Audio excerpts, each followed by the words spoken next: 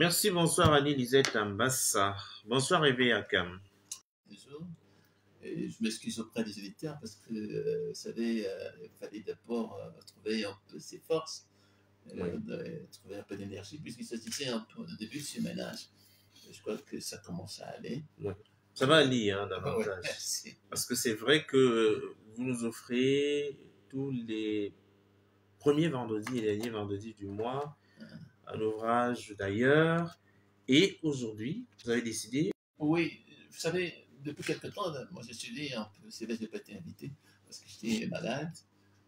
Donc je n'ai pas pu assister à l'échange qu'avait organisé un peu Madame Lequen sur les problèmes du numérique. Il n'y a pas si longtemps, je crois il y a un mois à peu près, un moment, je suis tombé malade. Et donc j'ai aussi appris qu'il y avait d'autres structures qui avaient organisé pratiquement des sujets sur le même thème, c'est-à-dire le problème du défi du numérique de nos jours. C'est un livre vraiment très actuel, d'autant plus que l'enseignant lui-même, c'est un maître de conférence là, qui s'occupe à l'université, qui a une chaire des cultures numériques. Parce qu'il faudrait bien qu'on ait aussi à l'université chez nous une chaire, enfin, ou une discipline pour ces problèmes de numérique, puisque à l'université aussi, on s'intéresse à numérique. Mais malheureusement, il y a très peu d'écrits là-dessus, ce qui montre encore les difficultés chez nous à nous adapter à notre environnement entier. Et c'est bien dommage parce que chaque fois quand il y a des nouvelles sciences qu'on trouve un peu sur le champ de la réflexion, c'est bien entendu aussi qu'on prenne plume et qu'on pense qu'il y ait une réflexion là-dessus.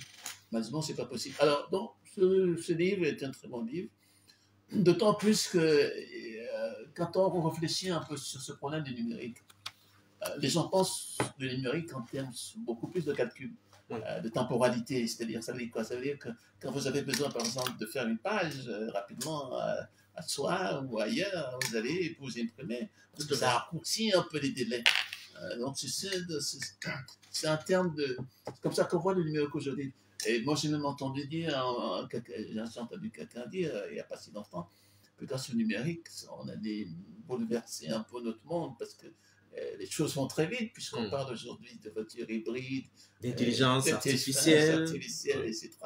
Or, c'est pas vrai, parce que quand on observe un peu, quand on regarde un peu l'histoire de toutes les sociétés qui ont développé un peu, comment dire ça, cette culture hybride, c'est-à-dire entre ce qu'on produisait avant, en termes de savoir, et ce qu'on produit aujourd'hui en termes de savoir. En réalité, il n'y a pas vraiment mieux de dire qu'il y a des bouleversements, pour la simple raison que au niveau de l'emploi, il n'y a pas grand-chose. Hein. Il y a Macron qui disait que la France allait être un pays de start-up. Mais qu'est-ce qu'on observe aujourd'hui? Il n'y a pas grand-chose. La France est pratiquement en faillite. Alors, je crois que ça... Or, le problème, la problématique la plus importante, à mon avis, c'est qu'il faut, c'est cette... comment dire ça? Cette urbanisation, c'est-à-dire un nouvel habitat que l'on crée un peu sur ce qu'on appelle aujourd'hui le numérique, c'est la conversion numérique. Parce que vous prenez des livres, par exemple, qui sont des institutions, et qu'on peut retrouver, qu'on peut tirer un peu à partir du numérique. Voilà, du net, etc., de Google, etc. Bon, je crois que c'est ça qui, à mon avis, qui est intéressant. Or, avant, qu'est-ce qu'il fallait faire? Il fallait aller dans une bibliothèque quand vous n'avez pas de livre. Vous étiez obligé de faire des imprimés, comme on dit. Alors que maintenant, vous pouvez consulter le livre directement.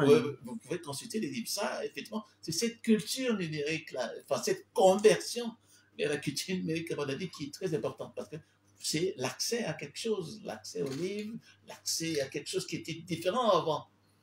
Et malheureusement, ce qui pose un peu de problème, c'est que quand vous avez un peu ces dispositions-là, produire des livres et avoir des contenus des livres, avec notamment ce qu'on a comme Wikipédia, etc., avec Facebook, etc.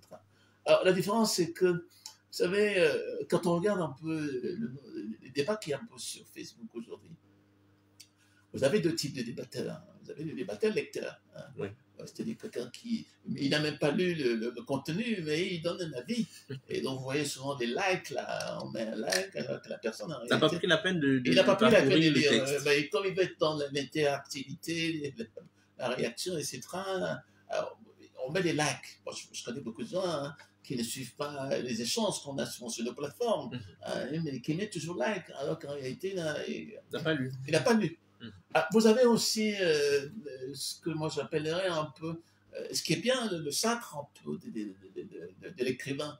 C'est-à-dire c'est quelqu'un qui réagit en fonction des lectures qu'il a eues et des propos. Et c'est ça, à mon avis, qui est ici. Parce que vous avez un peu ce qu'on appelle un peu cette hiérarchie qui existe un peu sur Facebook. C'est-à-dire des gens qui comprennent pas grand-chose. Et un très grand historien, Umberto Eco, disait, malheureusement, moi je trouve que c'était un peu une parole malheureuse, italien, qui disait, bon, lui, souvent il a l'impression que la plupart des gens qui s'adressent maintenant, qui écrivent, sont des sots.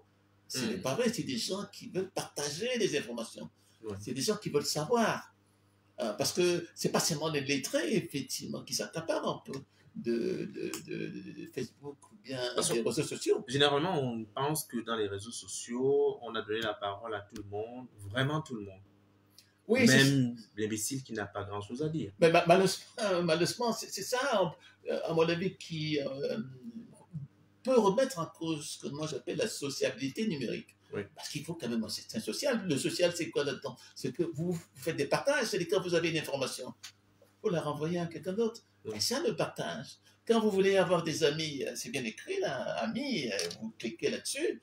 Et le clic aussi, c'est quoi? C'est une manière aussi rien qu'à partir du toucher, c'est une manière aussi de mettre son identité culturelle aussi, parce que le clic, c'est pas seulement l'icône, c'est pas seulement l'image ou la réalité augmentée, etc. Le clic, c'est aussi une manière de se présenter avec son corps, avec aussi son identité numérique. Parce que vous savez, quand vous remplissez un peu les pages de Facebook, on vous dit, bon, quand vous voulez avoir votre compte, on vous demande jusqu'à où vous avez été à l'école, qu'est-ce que vous faites dans la vie, etc. Bon, c'est ça l'identité numérique. Or, cette identité numérique, effectivement, elle participe un peu à cette sociabilité numérique sur laquelle, effectivement, les gens comptent pour... c'est vrai que ce n'est plus comme les types de solidarité qu'on avait avant. Parce qu'avant, vous avez des types de solidarité naturelle. Or, avant ce qu'on appelle le pré-numérique, avant le numérique, on avait des solidarités. Mais aujourd'hui, c'est d'autres types de solidarités qui n'ont rien à voir avec l'argent, qui n'ont rien à voir avec voler au secours de quelqu'un, mais une sorte de partage un peu du savoir, partage un peu de ce que l'autre pense sur une actualité récente. En réalité, puisque la plupart de ces gens-là, qu'est-ce qu'ils discutent? Des problèmes récents, pas des problèmes qui datent de l'époque de Mathusalem. Alors, l'une des craintes, c'est que le numérique, finalement, ne prenne totalement la place de l'homme. Oui, c'est en réalité pourquoi il y a ce problème qui se pose. Parce qu'on a l'impression que le numérique vous donne tout. C'est ce qu'on appelle un peu la trivialité de l'humain. C'est-à-dire qu'on a l'impression que les gens n'arrivent plus à se retenir. Les gens ne réfléchissent plus. Or, l'humain, lui, réfléchit. Oui, c'est ça la différence. Mais quand même, quand vous avez, par exemple, les lettrés, c'est des gens qui ont une connaissance de quelque chose, et des gens qui prennent un peu encore l'amitié comme quelque chose de sincère. Et puis, effectivement, on peut dire que voilà, c'est vrai, l'humain disparaît un peu au profit de l'être numérique, mais c'est toujours pratiquement la même chose que dans l'ancien, sauf que c'est le vocabulaire qui change. Oui, parce que c'est plus le même vocabulaire, c'est plus les mêmes représentations. Quand vous avez par exemple les icônes, quand vous avez les autres, les emojis, etc., il y a quelque chose de risible. Alors, quelqu'un vous envoie un emoji et vous savez qu'effectivement, ça fait rire. On n'a pas besoin d'argumenter. Alors non, c'est ça, au niveau un peu de l'échange, dans la version, dans la conversation numérique. À mon avis, c'est ça qu'il faut vraiment apprécier parce que ça développe la sociabilité. Et c'est très important dans la vie. Alors, récemment, on a évoqué, on va dire,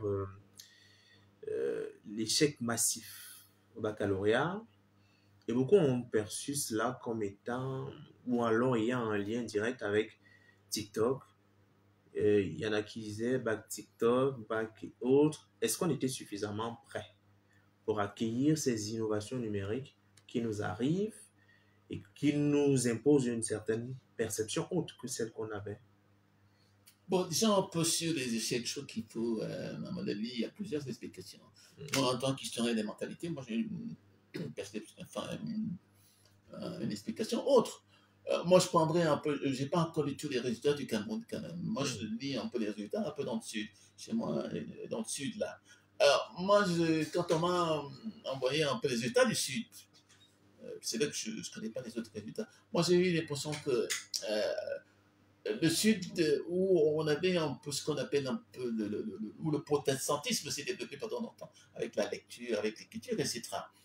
Et que si effectivement, et les gens ont profité un peu de cette ascension-là, pas effectivement le protestantisme, parce que c'était les premiers endroits où le protestantisme a fleuri, d'où un peu l'ascension sociale se faisait par l'école, etc.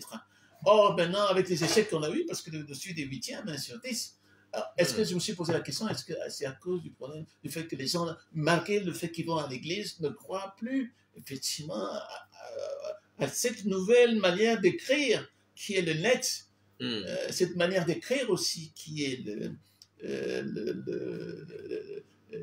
la lecture et l'écriture, les deux à la fois.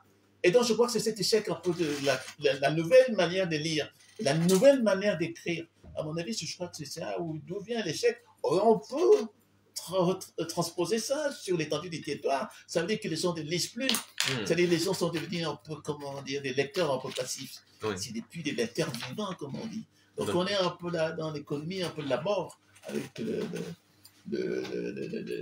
numérique, parce que effectivement ça introduit des nouveaux vocabulaires qui sont effectivement des choses que les jeunes n'arrivent plus aujourd'hui.